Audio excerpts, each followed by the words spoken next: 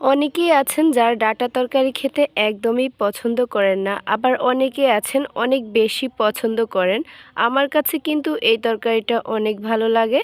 আজকে আমি একটু ভিন্ন স্টাইলে এই তরকারিটা রান্না করেছি। এটা খেতে অনেক বেশি ভালো লাগে আমার। তরকারিটা রান্না করার প্রসেসটা একদমই ইজি। বাই দ্য ওয়ে, আসসালামু আলাইকুম everyone, welcome to Naba Islam kitchen. কেমন আছেন সবাই? আশা করছি আল্লাহর রহমতে অনেক ভালো আছেন। ডাটা তরকারি রান্না করার সংক্ষিপ্ত প্রসেসটা আজকে আপনাদের সাথে শেয়ার করছি। তো কথা না বাড়িয়ে চলে যাচ্ছি মূল রেসিপিতে। প্রথমেই আমি এখানে নিয়েছি মাছ, আর এখানে আমি আজকে পাঙ্গাস মাছ ব্যবহার করেছি। এই তরকারিটা কিন্তু একটু তৈলাক্ত মাছ দিয়ে রান্না করলে খেতে আমার কাছে বেশি ভালো লাগে। তো এটা আমি ম্যারিনেট করে নিব। আগে কিন্তু আমি ভালো করে ধুয়ে ক্লিন করে নিয়েছি।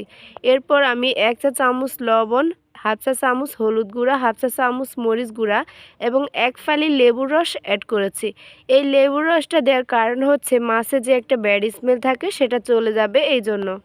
যারা আমার রেগুলার ভিডিও দেখেন তারা বলতে পারবেন, আমি কিন্তু প্রায় মাছে লেবুর রস অ্যাড করি। এটার কারণে কিন্তু এই মাছটা ম্যারিনেট করে রাখলে খেতে ভালো লাগে, আর মাছের যে একটা গন্ধ সেটা চলে যায়। তো আমি 10 মিনিট এভাবে রেস্টে রেখে দিচ্ছি। চলে যাচ্ছি নেক্সট স্টেপে। তো দেখতেই পাচ্ছেন একদম মাঝারি সাইজের যে ডাটা গাছগুলো থাকে সেগুলো নিয়েছি। এগুলো কিন্তু খুব দ্রুত সেদ্ধ হয়ে যায়। তো আমি আগে থেকে এটার আঁশটা ফেলে দিয়েছি, মানে যে খোসাগুলো আছে সেগুলো কেটে ফেলে এবং 1.5 ইঞ্চি সাইজ করে আমি এটা কেটে নিয়েছি। আর একদম মাথায় যে পাতাগুলো আছে কচি সেগুলো আমি নিয়ে নিয়েছি। সাথে আমি এখানে 3টি মাঝারি সাইজের আলুও ব্যবহার করেছি। ডাঁটা তরকারিতে আলু দিলে খেতে ভালো লাগে। এরপর চলে যাচ্ছি সরাসরি কিচেনে। আমি ম্যারিনেট করা মাছটা সরিষার তেল দিয়ে ভেজে নিচ্ছি। তবে আপনারা চাইলে এখানে কুকিং অয়েল অ্যাড করতে পারেন। আমি যেহেতু ময়েশ্চার অয়েল খাই সেজন্য আমি এখানে ময়েশ্চার অয়েলটাই অ্যাড করেছি। আর চুলার আঁচটা মিডিয়ামে রেখে এখন আমি মাছগুলো ভেজে নিচ্ছি। আপনারা চাইলে এখানে কুকিং অয়েল কিংবা ময়েশ্চার অয়েল যে কোনো একটা ব্যবহার করতে পারেন আপনাদের পছন্দ মতো। এরপর মাছগুলো একদম লালচে করে আমি ভেজে নিয়েছি। দেখতেই পাচ্ছেন আমি তুলে নিচ্ছি। একইভাবে কিন্তু বাকি মাছগুলোও আমি ভেজে নিব। মাছগুলো ভেজে নেওয়া হয়ে গিয়েছে। আবারও আমি এখানে 2 টেবিল চামচ পরিমাণ তেল অ্যাড করে দিয়েছি। এবার আমি এখানে বড় সাইজের একটি পেঁয়াজ কুচি করে এখানে আমি অ্যাড করে দিয়েছি।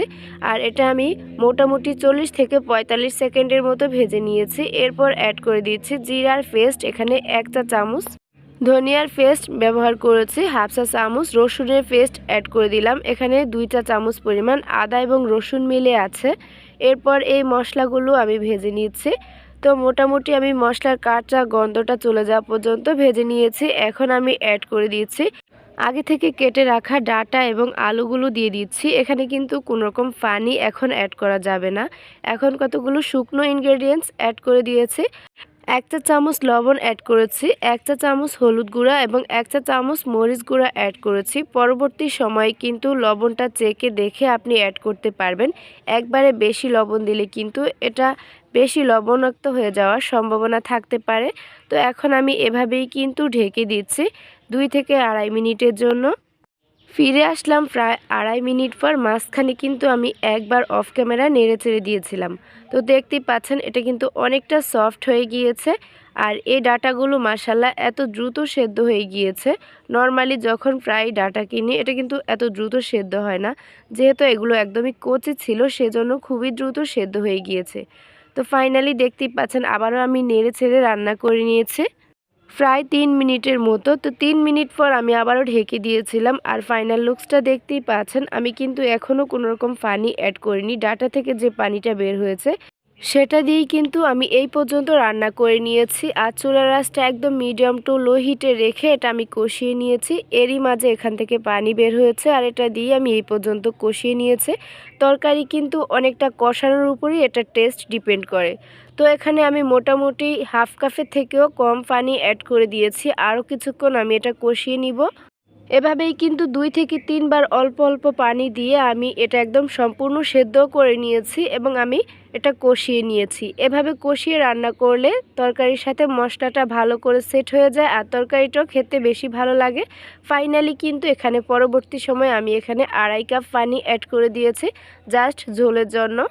যেহেতু ডাটাটা সম্পূর্ণ সেদ্ধ হয়ে গিয়েছে তাহলে এখানে বাড়তি কোনো রকম পানির প্রয়োজন নেই। ঝোলের জন্য আমি 2.5 কাপ পানি অ্যাড করেছি। এখন অ্যাড করে দিচ্ছি টমেটো, আর এই তরকারিতে টমেটোটা দিলে খেতে বেশি ভালো লাগে, সেজন্য আমি এখানে টমেটো অ্যাড করেছি। সাথে ঝাল প্লাস ফ্লেভারের জন্য অ্যাড করে দিয়েছি কতগুলো কাঁচা মরিচ কেটে মাঝখান থেকে ফালি করে দিয়েছি, যাতে ঝালটা সুন্দরভাবে বের হয়ে যায়। তবে আপনারা যদি এখানে ঝাল না খেতে চান তাহলে এটা গোটা ব্যবহার করতে পারেন, জাস্ট ফর ফ্লেভারের জন্য। এখন আমি ভেজে রাখা মাছগুলো এখানে দিয়ে দিচ্ছি আলতো করে উপর থেকে। টমেটোটা লাস্ট মোমেন্টে দেওয়ার কারণ হচ্ছে টমেটো খুব দ্রুত সেদ্ধ হয়ে যায়, আর অল্প একটা বলক আসলেই কিন্তু এই টমেটোটা সেদ্ধ হয়ে যাবে। এই জন্য টমেটো, মাছ এবং মরিচ দেওয়ার পর কিন্তু আবারও আমি একবার একটু নাড়াচাড়া করে দিয়েছিলাম। ফাইনালি দেখতেই পাচ্ছেন কয়েকটা বলক চলে এসেছে। তবুও আমি ঢেকে আবারও 3 থেকে 4 মিনিটের মতো রান্না করে নিচ্ছি, যাতে মাছের সাথে এই মশলাটা ঝোলটা সম্পূর্ণভাবে সেট হয়। তো ঢেকে রান্না করে নিয়েছিলাম প্রায় 3 মিনিটের মতো। 3 মিনিট পর দেখতেই পাচ্ছেন ফাইনাল লুকসটা। এখন আমি চুলাটা অফ করে দিয়েছি আর ঢেকে আমি ঠান্ডা হওয়া পর্যন্ত অপেক্ষা করেছি। ঠান্ডা হওয়ার পর কিন্তু এখন আমি সার্ভ করে আপনাদের সাথে শেয়ার করছি। পার্সোনালি কিন্তু এই ডাঁটা তরকারি আমার খুবই ভালো লাগে, আর এভাবে রান্না করার পর খেতে আমার অনেক বেশি ভালো লেগেছিল। আপনাদের কেমন লেগেছে অবশ্যই কিন্তু কমেন্ট করে জানাবেন। ভালো লাগলে অবশ্যই একটি শেয়ার করে দিবেন। আজকের মতো বিদায় নিচ্ছি। আল্লাহ হাফেজ। আসসালামু আলাইকুম।